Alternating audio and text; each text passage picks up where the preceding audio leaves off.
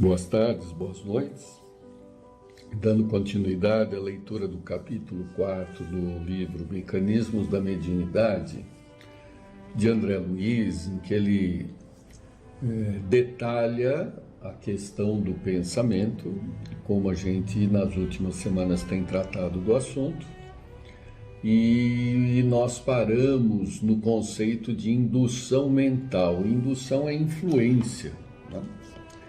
E naquela reunião foi caracterizado o que André Luiz chama de campo mental, usando um paralelo da física de Einstein de campo gravitacional, campo elétrico magnético. Então, retomando,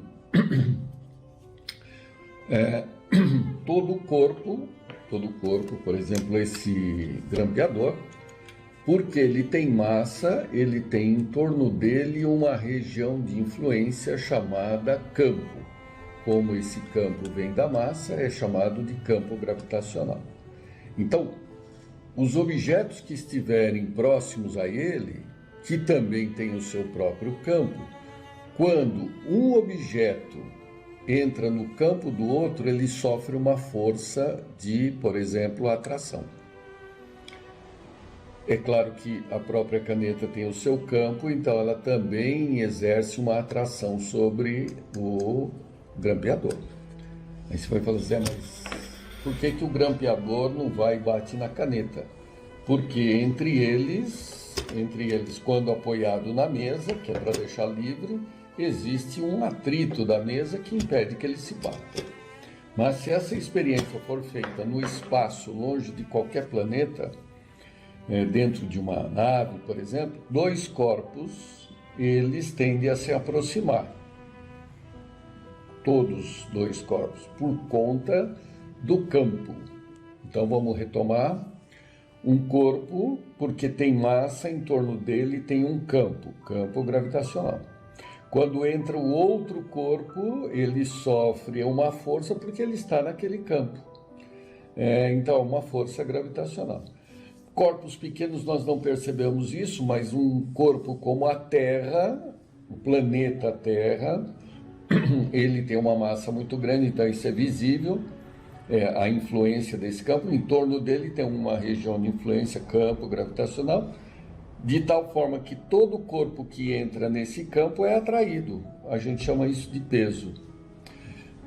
Mas o peso só existe porque o planeta tem uma região de influência, tem um campo. Ok? Um corpo carregado eletricamente, em torno dele tem um campo elétrico. Um ímã, em torno dele tem um campo magnético. E todo o corpo, todo o espírito tem um campo mental, uma região em que ele influencia. Eu vou ler de novo o trecho da semana passada para que a gente possa retomar a ideia. Indução mental. Recorrendo ao campo de Einstein, imaginemos a mente humana no lugar da chama em atividade, uma vela, uma madeira queimando. Assim como a intensidade de influência da chama diminui com a distância do núcleo de energias em combustão, demonstrando fração cada vez menor, sem nunca atingir zero, a corrente mental se espraia, segundo o mesmo princípio, não obstante a diferença de condições. Então, olha que legal, ele pegou um exemplo aqui de uma fogueira, de algo pegando fogo, né? Um tronco. Então, tem a chama e em torno dela tem a região de influência, que é o campo de calor, que é infinito. Ele vai diminuindo com a distância, mas ele atinge até o infinito. Da mesma forma, todo espírito tem uma região de influência, que é o campo mental, o campo daquilo que ele é, daquilo que ele pensa, que vai diminuindo com a distância e a influência, mas porém chega ao infinito, nunca é zero. Continua Emmanuel, continua André Luiz. Essa corrente de partículas mentais exterioriza-se de cada espírito com qualidade de indução mental, tanto maior quanto mais amplo se lhe evidenciem as faculdades de concentração e o teor de persistência no rumo dos objetivos que demande. Muito bem, até aí nós lemos a semana passada, mas o que ele está falando? Que esse campo mental ele é mais intenso e de maior abrangência quanto maior a concentração do espírito naquilo que ele está pensando, na determinação do que ele pensa. Nós não somos pensamentos, nós geramos pensamentos e somos influenciados por ele. O espírito é quem provoca esses pensamentos. Que pensamentos? Daquilo que ele manifesta à vontade, por exemplo. Quanto maior essa vontade, mais intenso um pensamento, mais expressivo esse campo mental. E, portanto, maior a sua intensidade, maior a sua amplitude. Tá claro isso? Acho que com o exemplo do André Luiz ficou mais intenso. Quanto mais intensa a chama, maior a influência. Quanto mais concentrado o pensamento de qualquer natureza, maior a influência. E continuando. Tanto quanto no domínio de energia elétrica, a indução significa o processo através do qual um corpo que detenha propriedades eletromagnéticas possa transmiti-las a outro, sem contato visível. No reino dos poderes mentais, a indução exprime processo idêntico, porquanto a corrente mental é suscetível de produzir as suas próprias peculiaridades em outra corrente mental que se lhe sintonize. E tanto na eletricidade quanto no mentalismo, o fenômeno obedece à conjugação de ondas, enquanto perdure a sustentação do fluxo energético. Então, vamos primeiro falar em física, que é mais fácil. Se nós pegarmos um pedaço de fio e um ímã, o pedaço do fio está dentro daquele campo magnético do ímã. Se eu mexer o ímã, dependendo da posição, da forma com que eu mexo, tem algumas condições, aparece uma corrente elétrica no fio, mesmo sem que haja o toque. Esses são os motores de indução, né? O movimento do ímã faz surgir uma corrente elétrica, sem encostar. Ok? Só que nós já vimos que um ímã, ele é da natureza, mas a gente pode fazer um ímã artificialmente. Como é que a gente faz? A gente pega um núcleo de ferro, enche de fio de cobre, passa uma corrente nesse fio de cobre e ele pronto, virou um ímã.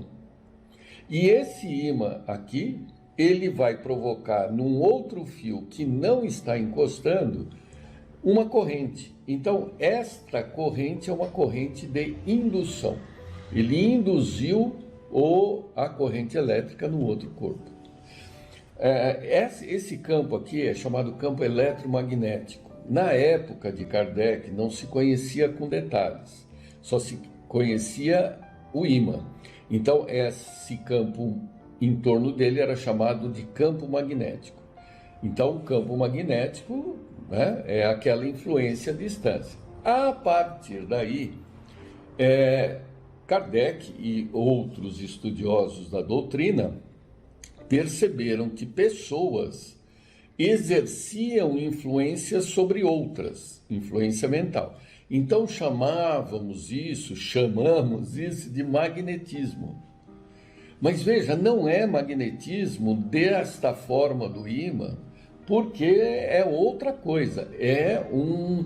O que André Luiz aqui está pontuando é um mentalismo, é um campo mental. Todos, mesmo na doutrina, todo mundo fala o magnetismo do médium, o magnetismo da pessoa, mas na verdade é um mentalismo, é um campo mental. Não é um campo magnético, porque não é uma corrente elétrica que está em movimento. Então vamos ler de novo para ver se ficou claro isso.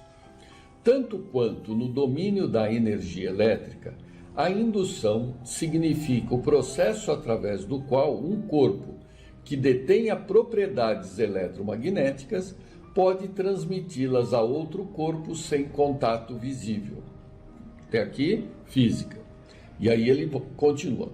No reino dos poderes mentais, a indução exprime processo idêntico, não causa idêntica, porquanto a corrente mental é suscetível de produzir as suas próprias peculiaridades em outra corrente mental que se lhe sintonize.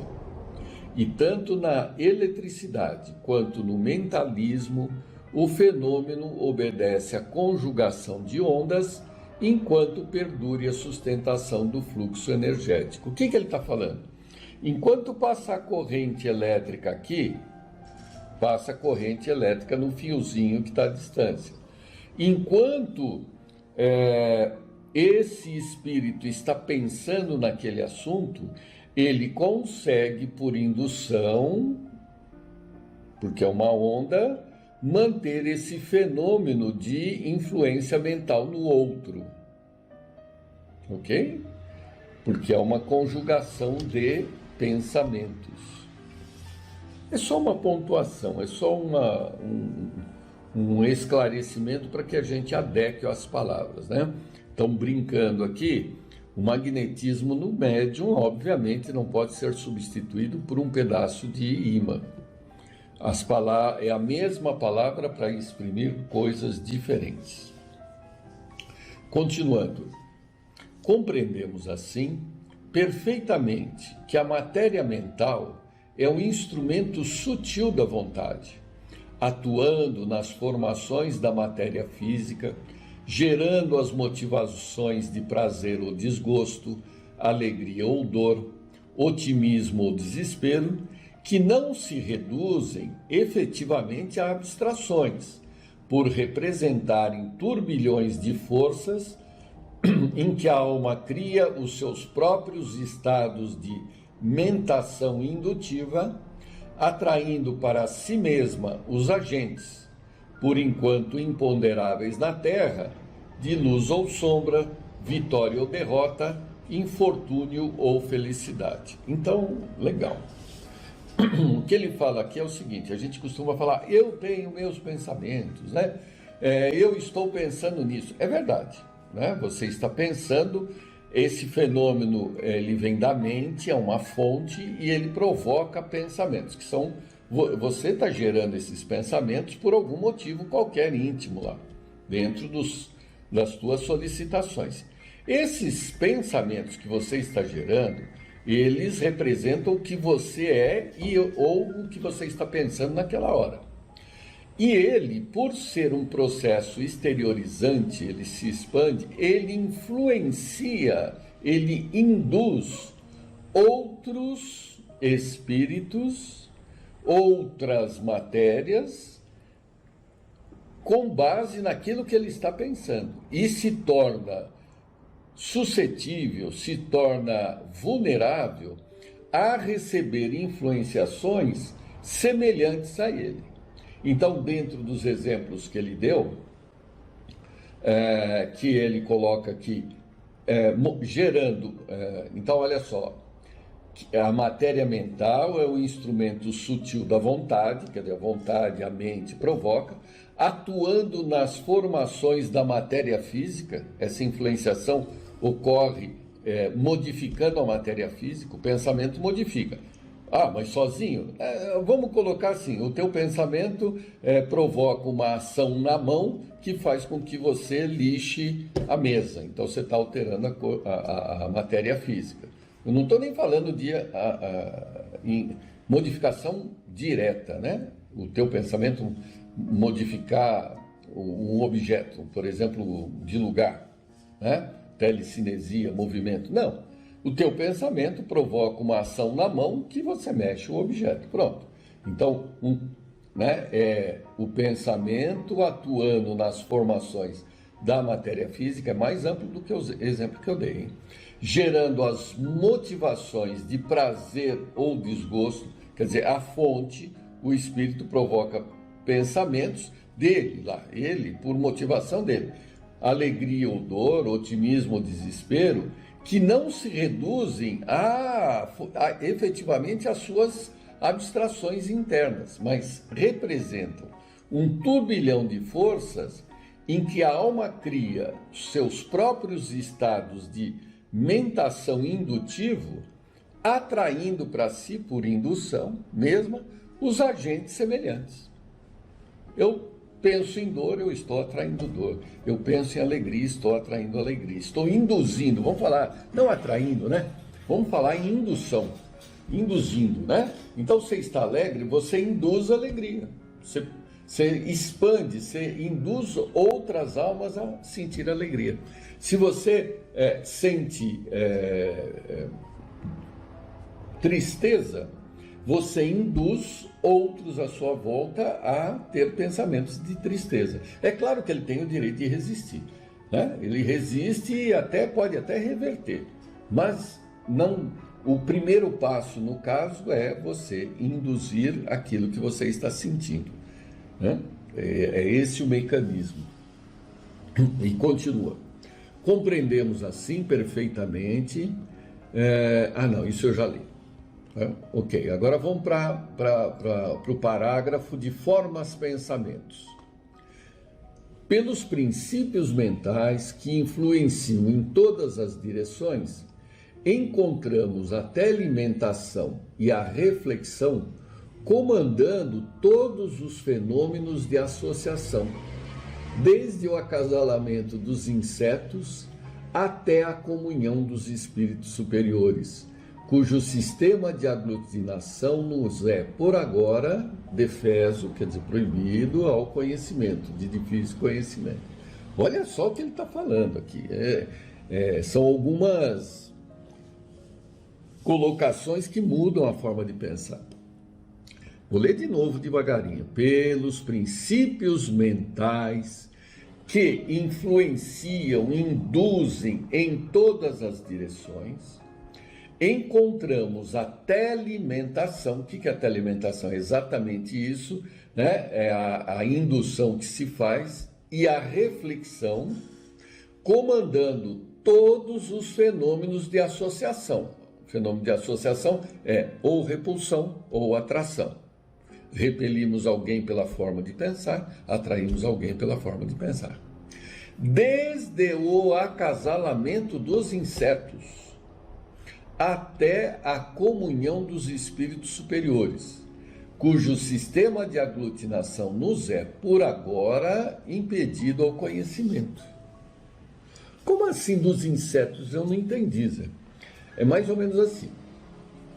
Os insetos, eles têm fragmentos de pensamentos. Eles não têm um pensamento contínuo, mas eles têm fragmentos de pensamentos. Esses fragmentos têm origem nas experiências do próprio inseto, por exemplo, somado aos estímulos que aquele corpo está recebendo, né? E os estímulos que ele está recebendo dependem do corpo, é óbvio, né? Cada inseto, por exemplo, tem uma acuidade visual, que não tem nada a ver com a nossa, tem uma acuidade auditiva, entre outros, né? Como exemplo aqui, vamos pegar bem a abelha, né? A abelha, ela enxerga, além das cores que nós enxergamos, ela enxerga o ultravioleta. Então, para ela, o estímulo externo provoca um fragmento de pensamento, porque ela está enxergando em ultravioleta. Outro da espécie dela vai estar submetido ao mesmo corpo e aos mesmos estímulos e, portanto, gerará os mesmos fragmentos de pensamento, os mesmos semelhantes, né? Os mesmos fragmentos de pensamento. Então, uma abelha identifica a outra através dos fragmentos de pensamentos semelhantes. Por isso que uma abelha sabe que aquele inseto é uma abelha e não é uma mosca, porque a mosca, ela, em função do próprio corpo e dos estímulos que recebe, gera um outro tipo de fragmento de pensamento, que não é semelhante ao da abelha. Por isso que eles não se comungam, um não influencia o outro. Genial, né? Por isso que os animais se identificam, é assim que eles se identificam. Ah, você vai falar, mas é pela cor. Sim, é pela cor, é porque a cor estimula naquele corpo um fragmento de pensamento semelhante ao da outra espécie. Então vamos ler de novo. Pelos princípios mentais que influenciam em todas as direções, encontramos a telementação e a reflexão, comandando todos os fenômenos de associação, desde o acasalamento dos insetos até a comunhão dos espíritos superiores, cujo sistema de aglutinação nos é, por ora, impedido ao conhecimento. Emitindo uma ideia, passamos a refletir as que se lhe assemelham. Ideia essa que para logo se corporifica, com intensidade correspondente à nossa insistência em sustentá-la, mantendo-nos assim espontaneamente em comunicação com todos os que nos exposem o modo de sentir e pensar. É muito rico esse texto, explica muita coisa. É por isso o nome do livro, Mecanismos da Mediunidade, Mecanismos do Pensamento, né? É assim que nós nos convivemos, é assim que a gente convive. Essa atração que sentimos por algumas pessoas, ou a repulsão, né? É em função do tipo de pensamento. Se uma pessoa começa a ter opiniões muito diversas da tua, você tende a se afastar, adolescente, dos pais. Agora, na medida que você vai estudando num grupo que passa a comungar as mesmas ideias, vão se fortalecendo as afinidades. Essas afinidades, essas repulsas, essas atrações, nada mais representam do que pensamentos semelhantes ou pensamentos contraditórios. Pena que estourou nosso tempo, na semana que vem nós continuamos. Prazer em revê-los.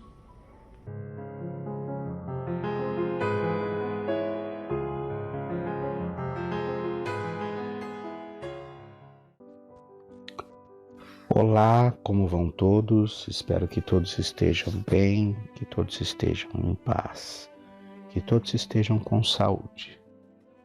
Nós vamos iniciar mais essa palestra doutrinária com a prece que Jesus nos ensinou. Pai nosso, que estais nos céus, santificado seja o vosso nome. Venha a nós o vosso reino. Seja feita a tua vontade, assim na terra como nos céus. O pão nosso de cada dia dai-nos hoje. Perdoa, Senhor, as nossas dívidas, na medida em que perdoamos os nossos devedores. Não nos deixes cair em tentação e livra-nos de todo o mal. Que assim seja.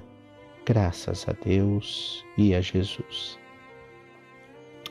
Nós vamos tratar nesta palestra doutrinária sobre um assunto que, devido à dificuldade da sociedade, às vezes a gente imagina que as coisas nunca vão mudar. Trata então, no livro 4º, capítulo 2º, das penas e gozos futuros, em O Livro dos Espíritos. E isso está analisado a partir da questão 1003, duração das penas futuras. A duração dos sofrimentos do culpado na vida futura é arbitrária ou é subordinada a alguma lei? Deus nunca age de maneira caprichosa e tudo no universo é regido por leis que revelam a sua sabedoria e a sua bondade. Questão 1004. O que determina a duração dos sofrimentos do culpado? Resposta: o tempo necessário ao seu melhoramento. O estado de sofrimento e de felicidade sendo proporcional ao grau de pureza do espírito, a duração e a natureza dos seus sofrimentos dependem do tempo que ele precisa para se melhorar. À medida que ele progride e que os seus sentimentos se depuram, seus sofrimentos diminuem e se modificam. Resposta de São Luís. Questão 1005. Para o espírito sofredor, o tempo parece tão longo ou mais curto do que quando estava encarnado. Resposta: parece mais longo. O sono não existe para ele. Só para os espíritos que atingiram um certo grau de purificação, o tempo se apaga, por assim dizer, em face do infinito. Questão 1006. A duração dos sofrimentos do espírito pode ser eterna? Sem dúvida, se ele fosse eternamente mau, ou seja, se jamais se tivesse de se arrepender nem de se melhorar. Então, sofreria eternamente. Mas Deus não criou seres eternamente votados ao mal, criou-os apenas simples e ignorantes, e todos devem progredir, num tempo mais ou menos longo, de acordo com a própria vontade. Esta pode ser mais ou menos retardada, assim como há crianças mais ou menos precoces, mas cedo ou tarde ela se manifesta por uma irresistível necessidade que o espírito sente em sair da sua inferioridade e ser feliz. A lei que rege a duração das penas é, portanto, eminentemente sábia e benevolente, pois subordina essa duração aos esforços do espírito, jamais lhe tirando o livre-arbítrio. Se dele fez mau uso, sofrerá as consequências disso. Resposta dada por São Luís.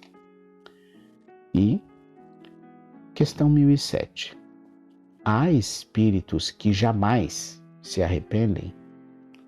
Há espíritos cujo arrependimento é tardio, mas pretender que jamais se melhorem seria negar a lei do progresso e dizer que a criança não pode tornar-se adulto. Então, esse primeiro conjunto aqui de 5 questões faz com que a gente entenda, compreenda que não existem espíritos eternamente voltados ao mal ou que vão ficar sempre maus, né?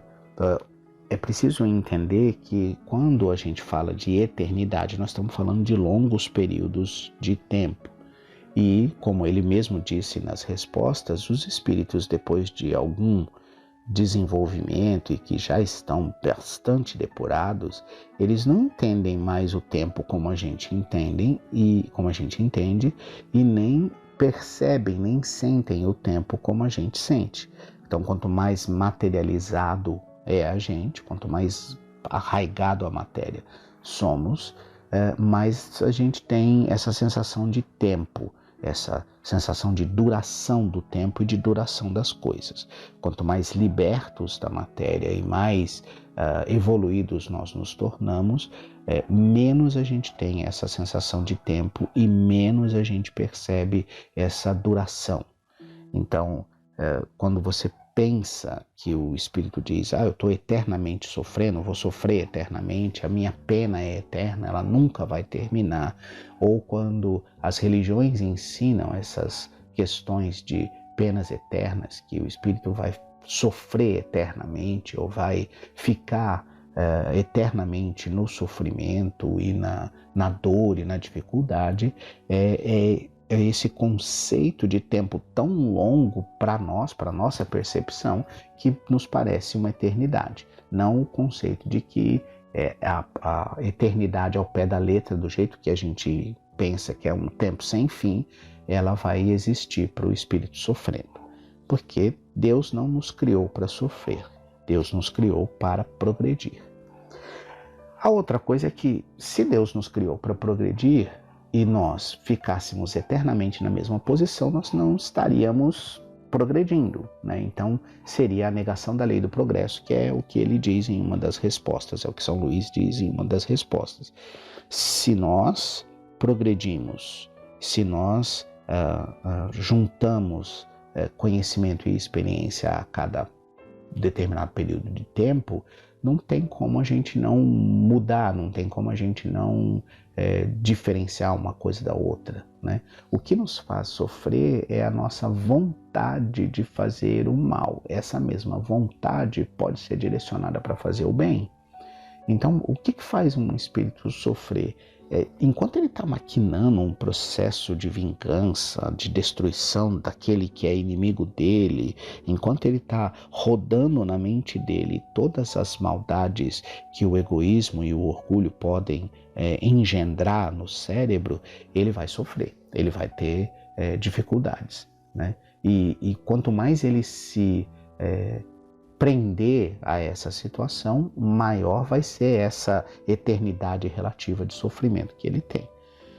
Se a gente perdoa, se a gente esquece, né, se a gente movimenta-se no sentido de deixar para trás o que já aconteceu porque não pode ser modificado e começar a pensar naquilo que pode ser porque ainda eu ainda não vivi, então a gente começa a se desprender dessa eternidade de sofrimento, né? A gente começa a se desprender desse sofrimento que nos parece eterno.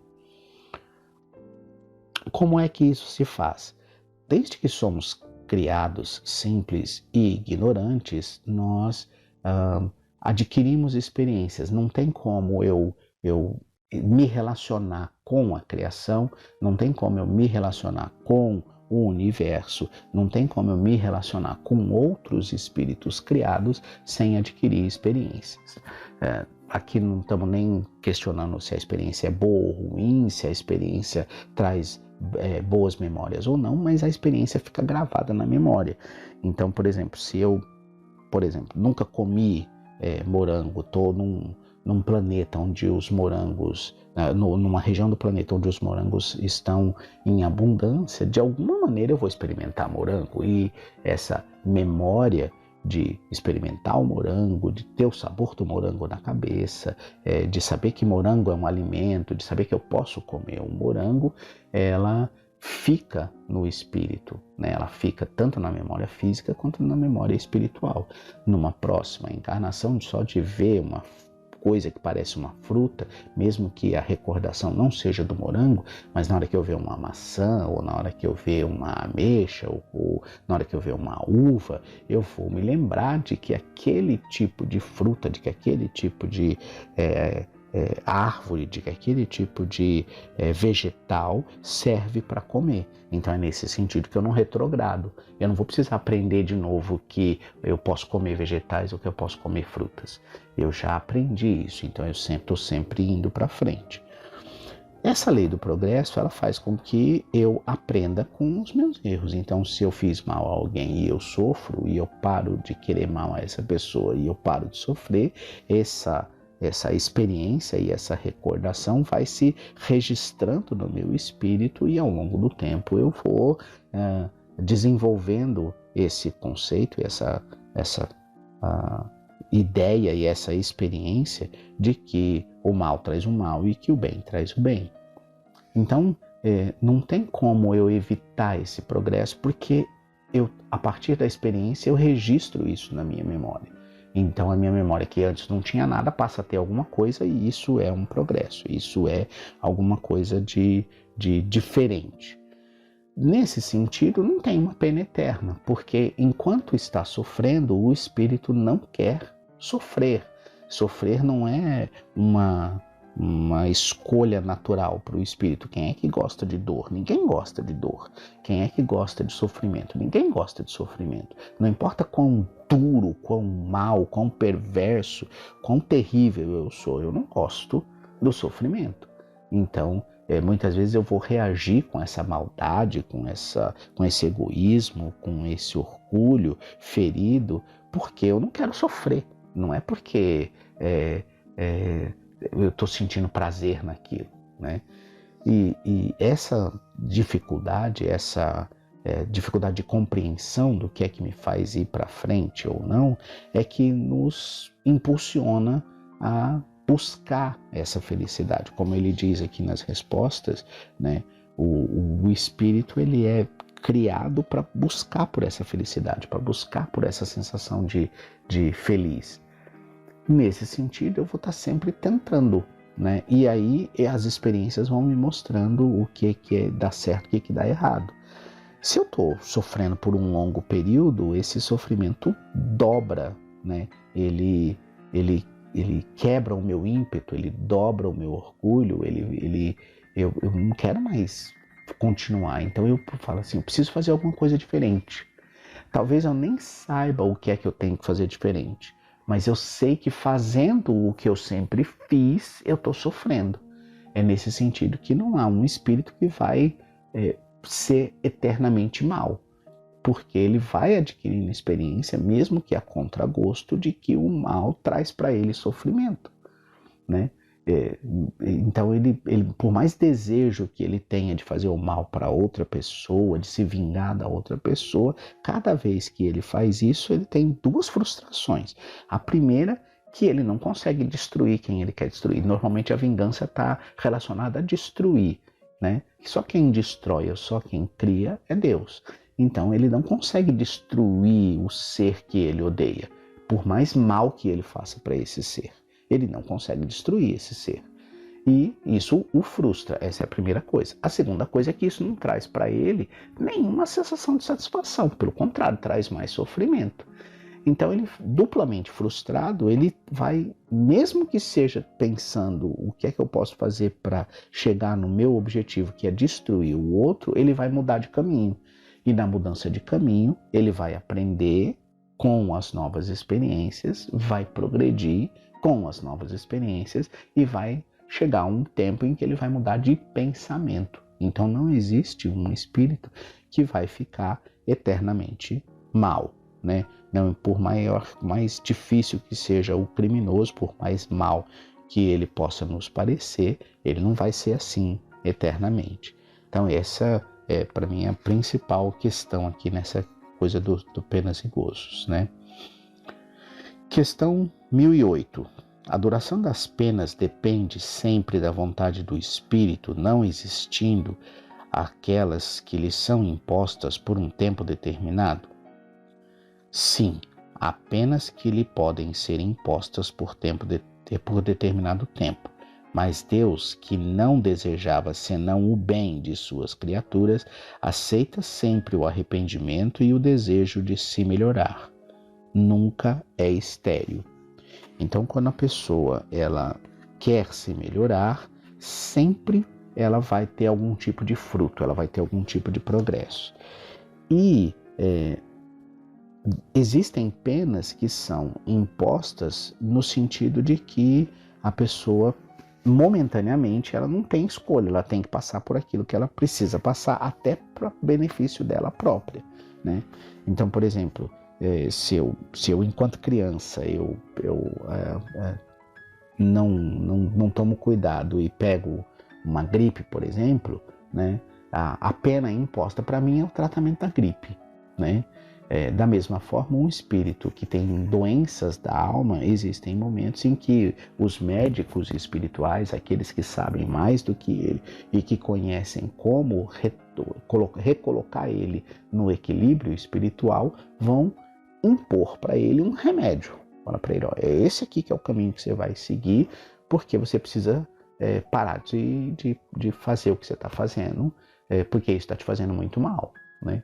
Então, chega um momento em que o tratamento daquela dificuldade ele é imposto ao espírito a benefício do próprio espírito. Mas isso não é imposto de forma eterna também. É isso que a resposta precisa ficar clara, né? Então, eu não vou impor um sofrimento eterno para corrigir a pessoa, mas um sofrimento por um determinado tempo, por um determinado período. Então, você vai tomar um remédio amargo durante um X período de tempo até que o remédio faça efeito e até que você se modifique, né? Modifique o seu estado doentio para um estado a caminho da saúde, e aí eu posso suspender o remédio.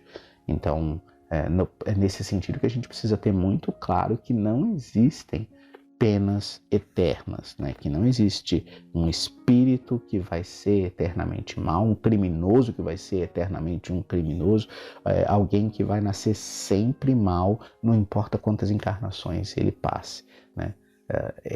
No nosso curto espaço de tempo que a gente tem para análise, que é esse espaço de tempo entre o nascimento e a morte, a gente pode até falar, isso daí não vai mudar nessa encarnação. Mas esse não vai mudar nessa encarnação é uma visão nossa, olhando para o externo, para a reação do espírito em relação à sociedade. Mas só Deus consegue enxergar dentro da pessoa, consegue enxergar o que ela realmente está pensando. Então, às vezes, aquilo que está externamente aparentando para a gente como nenhuma modificação, intimamente lá dentro da pessoa está havendo modificações, só que ela está batendo o pé, está se fazendo de durona e está representando que não houve modificações, mas lá no íntimo dela essas modificações aconteceram. Eu vou ficando por aqui, agradecendo a vocês pela atenção prestada a esse assunto, e eu me despeço de vocês com a prece que Jesus nos ensinou. Pai nosso, que estais nos céus, santificado seja o vosso nome. Venha a nós o vosso reino. Seja feita, Pai, a tua vontade, assim na terra como nos céus. O pão nosso de cada dia dai-nos hoje. Perdoa, Senhor, as nossas dívidas, na medida em que perdoamos aos nossos devedores. Não nos deixes cair em tentação e livra-nos de todo o mal. Que assim seja, graças a Deus, graças a Jesus. Fiquem em paz. Uma boa semana a todos.